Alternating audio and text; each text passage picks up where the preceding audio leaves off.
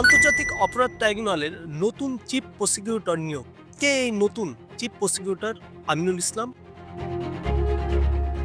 সরকার আন্তর্জাতিক অপরাধ ট্রাইব্যুনালের চিফ প্রসিকিউটর পদে মোহাম্মদ আমিনুল ইসলামকে নিয়োগ দিয়েছেন সোমবার 23শে ফেব্রুয়ারি সকালে এ সংক্রান্ত প্রজ্ঞাপন জারি করেন আইন, বিচার ও সংসদ বিষয়ক মন্ত্রণালয়।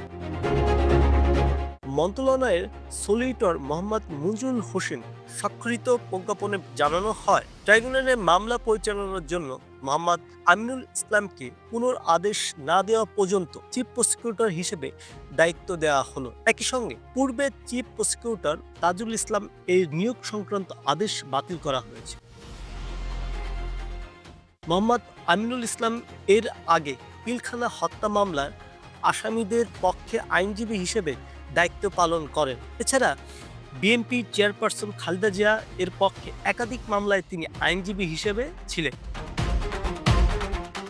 অন্যদিকে 2024 সালের 5ই সেপ্টেম্বর অন্তর্বর্তীকালীন সরকার তাজুল ইসলামকে অ্যাটর্নি জেনারেল পদমর্যাদায় চিফ প্রসিকিউটর হিসেবে নিয়োগ দেন। পুনর্গঠিত আন্তর্জাতিক অপরাধ ট্রাইব্যুনালে তিনি 1.5 বছর দায়িত্ব পালন করেন। নির্বাচনের আগ পর্যন্ত তার নেতৃত্বে জুলাই-আগস্ট সংগঠিত মানবতা বিরোধী অপরাধের 24টি আনুষ্ঠানিকতা অভিযোগ জমা দেয় প্রসিকিউটর।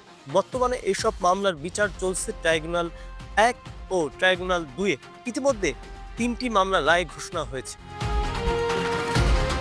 ঘোষিত রায়ে দণ্ডিত 26 জনের মধ্যে রয়েছে ক্ষমতাচ্যুত প্রধানমন্ত্রী শেখ হাসিনা, সাবেক স্বরাষ্ট্রমন্ত্রী আসাদুজ্জামান খান কামাল সহ পুলিশের শীর্ষ কর্মকর্তারা। এদিকে রায়ের অপেক্ষায় রয়েছে জুলাই গণঅভ্যুত্থানের প্রথম শহীদ আবু সাঈদ হত্যা মামলার 2টি মামলা।